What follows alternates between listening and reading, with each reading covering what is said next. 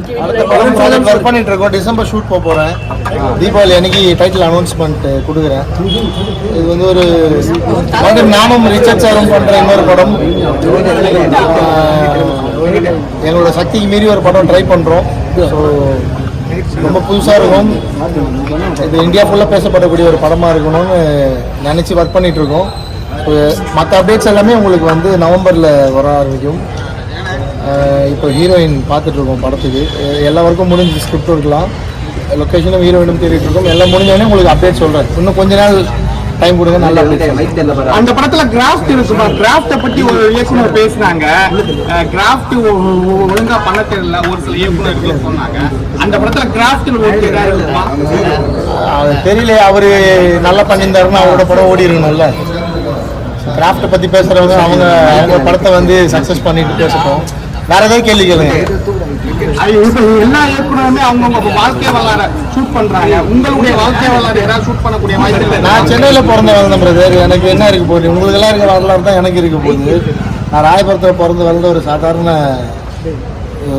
நார்மலான ஒரு லைஃப் தான் இருந்து. என் லைஃப்பில் அப்படி ஸ்பெஷலான சம்பவங்கள் எதுவும் இல்லை.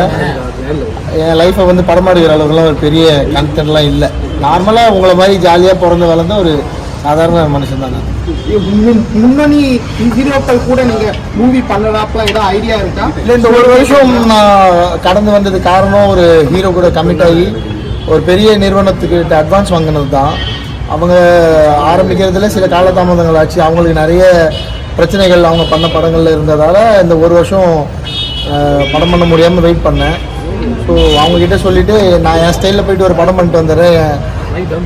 பண்ண 3 படமுமே என்னோடய ப்ரொடக்ஷன் தான். திரௌபதி, ருத்ரதாண்டவம், பகாசுரன் 3மே.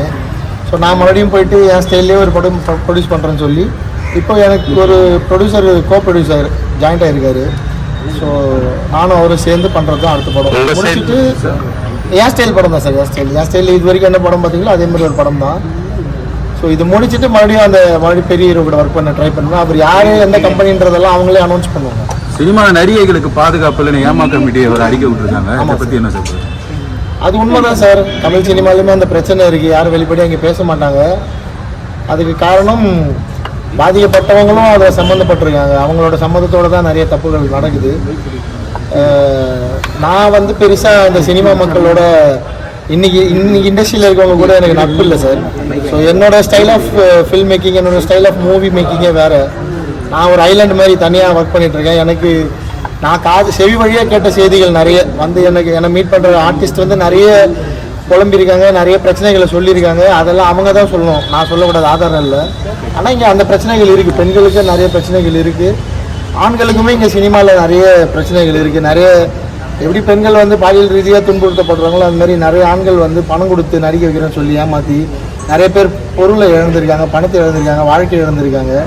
ஸோ சினிமான்றது ஒரு மிகப்பெரிய மாய வலை தான். அதில் சிக்கி ஜெயித்தவங்களை விட தோற்றவங்களும் வாழ்க்கை இழந்தவங்களும் அதிகம். அது மலையாள இண்டஸ்ட்ரியுமே தமிழ் இண்டஸ்ட்ரியுமே நிறைய பிரச்சனைகள் இருக்குது தான் சார். உண்மை தான் இருக்கிறது, இல்லைன்னு சொல்கிறதெல்லாம் நம்பாதீங்க. முன்னணி நடிகர்கள் பற்றி இதை பற்றி எதுவும் பேச மாட்டேங்கிறாங்க.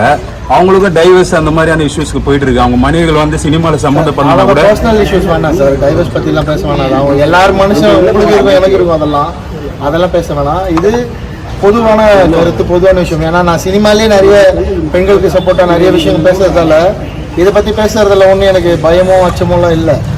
நான் ஒரு சில விஷயங்கள் எனக்கு தெரிஞ்சதை சொன்னால் அதுக்கு ஆதாரம் இல்லை. எனக்கு சொன்னவங்க அதை வெளியே சொல்லலாமான்ற அனுமதி எனக்கு கொடுக்கல. ஸோ பேச முடியாது. ஆனால் சினிமாவில் மலையாள இண்டஸ்ட்ரியில் இருக்கிற மாதிரியான பிரச்சனைகள் தமிழ் சினிமாவில் நிறைய உண்டு. கொஞ்சம்லாம் இல்லை, நிறைய பிரச்சனைகள். ஒரு இயக்குனர் பொது மேடையில் பேசும்போது இந்த சென்னை எங்குது அப்படின்னு சொல்லியிருந்தாரு. இந்த சென்னை யாருக்கு தான் ட்வீட் போட்டிருந்தேன்னு சார். சென்னை யாருது நீங்கள் தேடி போனீங்கன்னா சென்னை வந்து மீனவர்கள் மக்களுக்கானதாக தான் இருக்கும். ஏன்னா சென்னையை உருவாக்க கடலோரத்தில் இருக்க மீனவ மக்கள் பட்ட கஷ்டம் தான் மிகப்பெரிய கஷ்டம். சென்னையில் ஆர்பர் உருவாகலைன்னா சென்னை உருவாயிருக்காது. நான் ராயபுரத்தில் பிறந்து வந்தாலும் அது எனக்கு தெரியும். ஆனால் அவங்க சைட்லேருந்து யாரும் இன்னும் சினிமா துறையில் பெருசாக வளர்றதெல்லாம் அவங்க சைடில் குரல் கொடுக்க ஆள் இல்லை.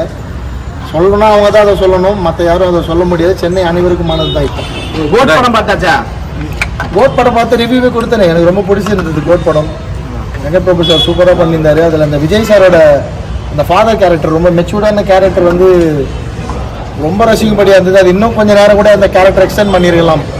அந்த டிஏஜிங் பண்ண கேரக்டரை விட எனக்கு அந்த விஜய் சாரோட ஃபாதர் கேரக்டர் ரொம்ப பிடிச்சிருந்தது. ரொம்ப நல்ல படம் கோட். அந்த மங்காத்தா பேக்ரவுண்ட் மியூசிக் கூட தியேட்டரே ஒரு மாதிரி ஆடுச்சு. அதுதான் நான் கூட வெங்கட் பிரபு சார் கேள்வி கேட்டிருந்தேன் ட்விட்டர்ல. வெங்கட் பிரபு சார் இன்டர்வியூல சொல்லியிருந்தாரு, தலைனா அது சினிமாவில் அஜித் சார் தான், கிரிக்கெட்ல தான் தோனி, தலைனா இந்திய சினிமா முழுக்கவே அஜித் சார் பேர் தான் அப்படின்னு சொல்லி ஓப்பனா வெங்கட் பிரபு சார் சொன்னதோட அந்த சர்ச்சை முடிஞ்சிச்சு.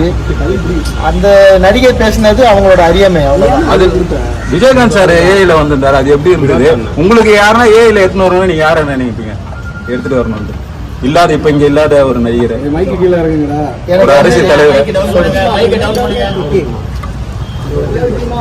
விஜயகாந்த் சார் ஏஐல ஃபர்ஸ்ட் அவரோட இன்ட்ரடக்ஷன் பார்க்குறப்ப பிடிக்கல சார். ஆனால் போக போக விஜய் சாரோட பாணியில் விஜயகாந்த் சாரோட ஃபேஸ் பார்க்குறப்ப புரிஞ்சிச்சு. அதுக்கப்புறம் நம்ம கொஞ்சம் டைம் எடுத்து பார்க்க தான் விஜயகாந்த் சாரோட ரொம்ப யங்கர் வெர்ஷனை காட்டியிருக்காங்க. இந்த தலைமுறையில் இருக்க நிறைய பேர் விஜயகாந்த் சாரோட யங்கர் வெர்ஷன் தெரியாது. அதனால முதல்ல நிறைய கிரிட்டிக் வந்தது.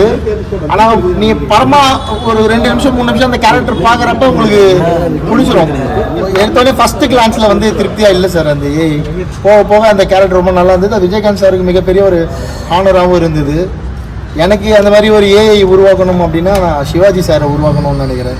சிவாஜி கணேசன் சாரை வந்து மொத்த சினிமாவுமே இப்போ மிஸ் பண்ணுது. அந்த மாதிரி ஒரு ஆக்டர் இல்லை. தேவர் மகன் மாதிரி ஒரு கேரக்டர் பண்ண இன்னைக்கு வந்து ஒரு நடிகர் இல்லை. இருக்காங்க, அவங்க வந்து கேட்குற சம்பளம்லாம் மலை மாதிரி இருக்கு, பெரிய சம்பளமா இருக்கு. 1-2 ஆர்டிஸ்ட் தான் இருக்காங்க. இந்த டைம்ல நான் சிவாஜி சாரை தான் மிஸ் பண்றேன். விஜய் சாரோட அரசியல் வருகை பத்தி